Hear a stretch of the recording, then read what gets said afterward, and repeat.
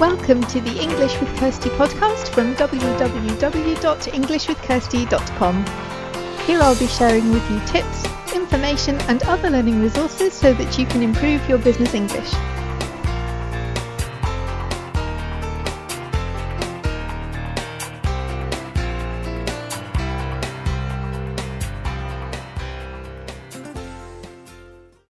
Hi and welcome to episode 198 of the English with Kirsty podcast. So today is a bit more of a personal episode because I'd like to share some things with you that I've learned recently, because I think as a teacher it's really good to be open to learning new things and interested in learning new things, which is why I've had various language learning projects throughout my life now and before I was a teacher. But I think it's important to learn as well, and I think it's important to review whether you're talking about learning a language or if you have your own business or whatever you're doing. Sometimes it's good just to take a few minutes to look at things that are working and things that maybe aren't working, so you can see what you want to do more of and what you want to maybe stop doing, or you want to change something about what you're doing. And learning a new language is a good time to think about that, but also when you want to change something or when you want to work a bit harder on your language skills, it's good to kind of look back, see what's worked for you and what hasn't, and then move forward in a way that's going to be beneficial for you. So this is about my experience, but maybe some of the things that I've learned or that I've realised will be helpful for other people as well. So I started by thinking about learning German, which is a language that I use at work now all the time. I started at school and I got my German to a fairly decent level. And Turkish, which I did for some time, I got fairly good at understanding, never really got past the fear of speaking as I did with German. And I have other priorities now, so it's not really my main focus. It's not really a focus at all for the Turkish. And then Romania is the one that I'm working harder on at the moment because it's a newer language. And I thought, okay, what can I learn from my experiences with German and Turkish that I can then use to make my experience with Romanian better? And that's what I'm going to share today, some things that I've learned and that will hopefully be useful for you as well.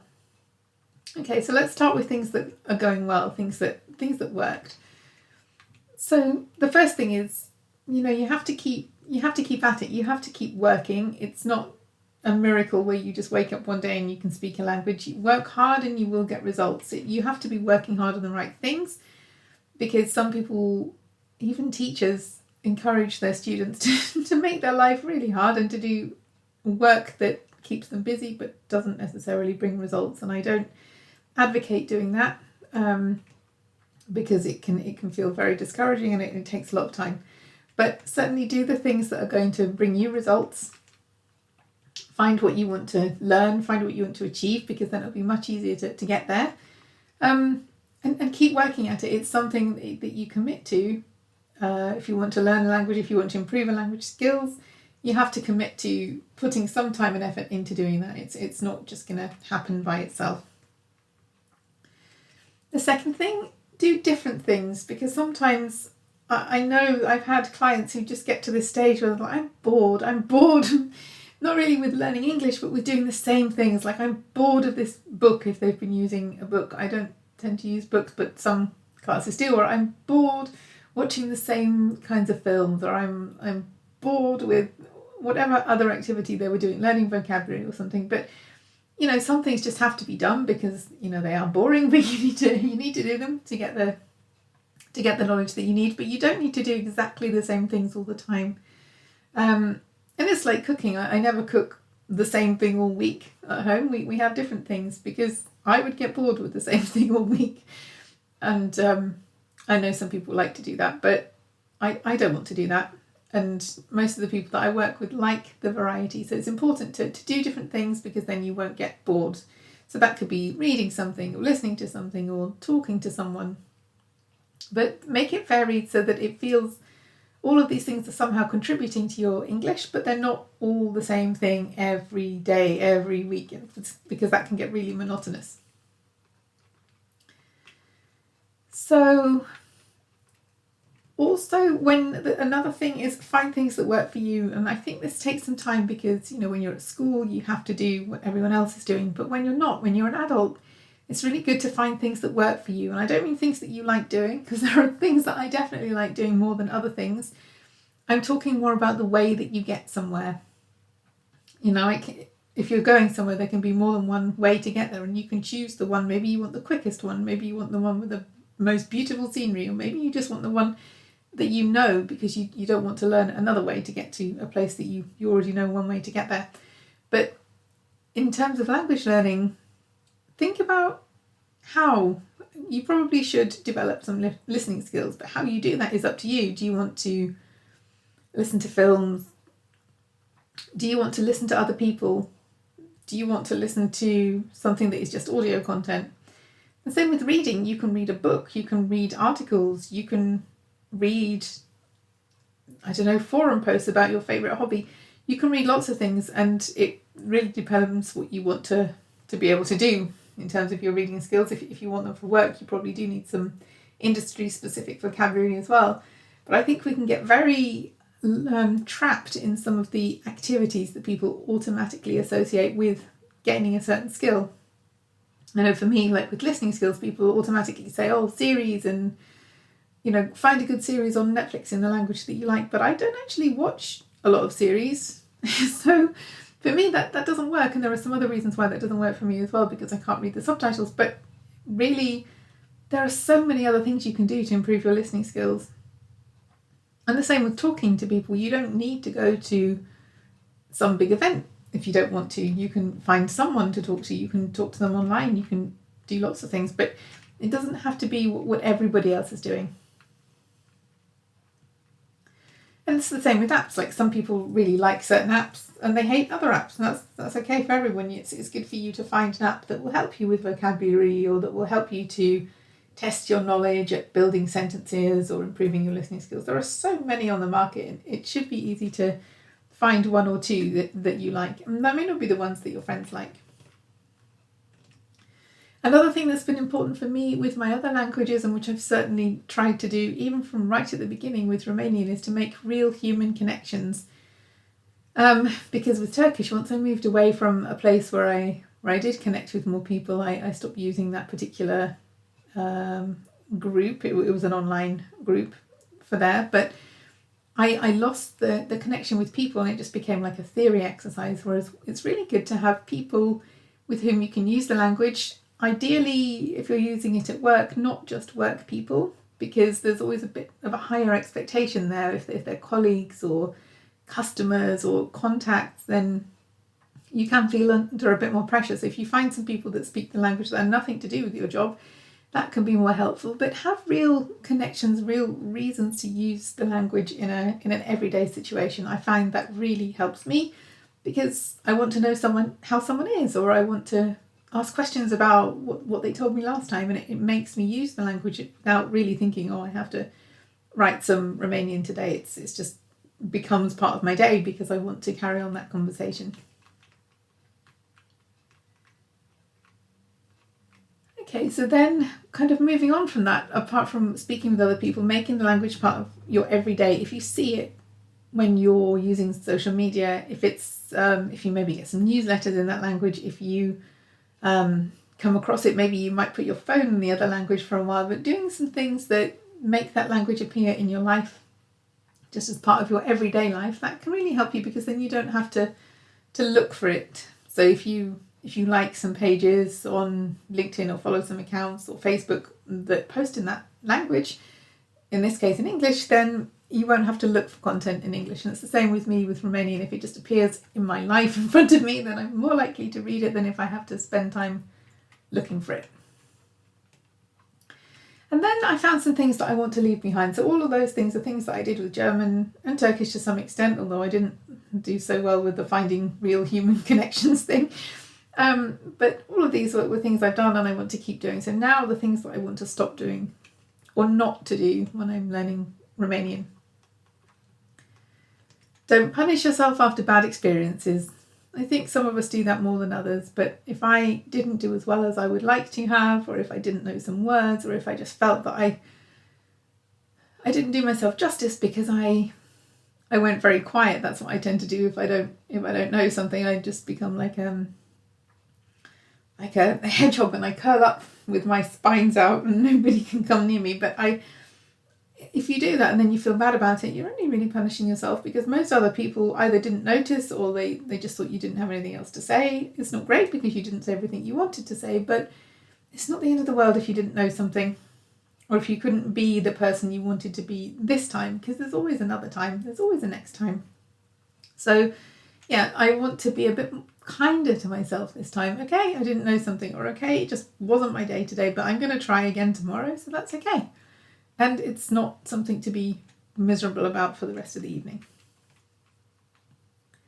Second thing, which I really did with Turkish, and it was part of my downfall, or part of the reason why I wasn't overall very successful in all areas, is don't neglect the thing that you like the least. And with me, it's always going to be speaking. With you, it might be something else. I have clients who don't like listening, or who don't like reading, or who find it really difficult to do activities that help them to improve their vocabulary. But I also have a lot of clients who find speaking more difficult, not because they don't know the information, a lot of the time they do, but we can sometimes have fears and anxiety around speaking because we want to do a really good job. And yeah, that means that sometimes we want to neglect this skill because it's the thing that we don't really enjoy. And I certainly relate to that because I did it as well. And I'm really trying not to do that with Romanian, to put myself in situations where I do have to speak to people in one-to-one lessons, or speaking to friends on the telephone, or finding some local people with whom I can go for a coffee, or all these things that push me out of my comfort zone a bit, because I don't want to leave this one skill behind. I don't want to develop my reading and writing and listening and then have speaking skills that are really poor by comparison. So it's really important not to neglect the thing that you don't like very much. 3, don't think that the only way for you to feel good enough or competent or like you're getting somewhere is to make no mistakes. If you set the bar so high you can't make any mistakes today, that's really, that's really difficult. And I think a lot of this comes back to, school and how many % did you get in the test, and was this the highest mark? If you didn't get 100%, what did you get wrong? And whilst it's good to understand what you got wrong so that you can do better next time, it's not good if your whole sense of how you feel about yourself depends on how many things you got wrong today.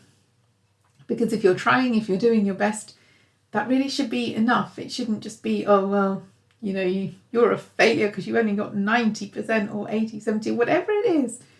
Even if it's a high number, sometimes that can make us not feel quite good enough because we're looking at what's missing. But sometimes I think it's really good to look at what we succeeded in and what we did well. Not as a way to lower the standards, but just as a way to see our progress from the standpoint of, well, I didn't know that yesterday or last week, or I couldn't have done that last month. So yes, you should definitely look forward, but it's also good to not only measure yourself by what you could have done better, because we can always do better. In everything we do, there is always a chance to improve because no one's perfect. But I think that's something that I really want to take into the Romanian, that if I've only been doing this for 10 months or something, so I'm not going to know everything and I'm going to make some mistakes, and that's life. But it's better to focus on the things that went well and to learn from the things that didn't, rather than to let them determine how I feel about myself. The next thing, don't make it harder for people to get to know the real you, because it can be, if you become really shy and you're not a shy person, or if you change the way you act because you maybe don't feel as confident. Some people will expect this and they'll know that you're learning, and that's maybe how you deal with the learning situation. But it is better to really be yourself so people can know whether they like you based on the real you. I remember at the weekend I was talking to somebody in Romanian, and my husband came upstairs and he went back down again, but then he said how my voice sounded so much different. I was talking to somebody that I didn't know very well, so that will also play a role. If I'd been talking to one of my friends or my teacher, then maybe it would have been different. I think it would have been different. But it was interesting that somebody who didn't even speak the language said that my voice was different and the way I communicated was different. And I know that, and it's something I want to change. But I think for all of us, if we're learning a language or improving a language, it's good to really try to be ourselves. It's quite hard to maybe communicate your sense of humour in another language, or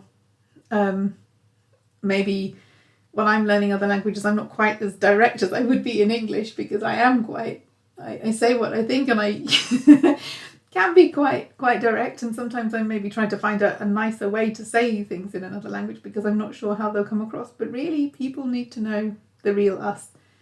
So that's always something to strive for, and that's something I haven't done in the past. Like with Turkish, I don't think anybody who only spoke to me in Turkish really ever got to know who I am if we didn't use another language.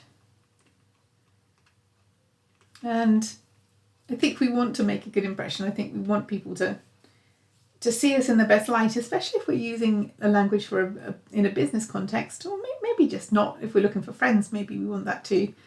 But it needs to be honest, and I don't think anyone goes out of the way to be dishonest in relation to this. I certainly didn't, but I know that with German, for example, I've participated in very lively email discussions and then turned up and people couldn't really put the person they were seeing, who was quite quiet and not saying anything, together with the persona that I built up in the email communication, and that persona was more me, was more who I am. And I think that's a learning process. You can't do it overnight. Well, if you can, you're super lucky. But for most of us, it takes time, but it's something to strive towards, and something to bring the version of us in the new language closer to who we really are, to try and really convey all our qualities and our complete personality as well. So those are the things I've learned. It's work in progress. Everyone has better days and not so good days, but I thought these are some things that I've learned, some things that I want to change now, so that I can have a more productive learning experience, but also a more enjoyable one. Because learning should be fun. It's hard sometimes. You have to do things that are a bit difficult for you sometimes, but I believe that learning should be fun as well, because otherwise it's really hard to be motivated for something that you don't enjoy. So if you want to find out more about how I can help you to make that learning process fun, then you can contact me. I've got a range of courses available. Or if you just want some more information, I have a monthly English with Kirsty newsletter. I'm planning some new things for later in the year, and the best way to be the first to find out about those, and to get other articles or information about learning languages, specific business English information or communication skills information, is to sign up for the newsletter, which you can do just on the podcast page, englishwithkirsty.com/podcast, or the show notes page for this episode, which is englishwithkirsty.com/podcast/episode 198. Hope that was useful. Have a good week and enjoy learning English.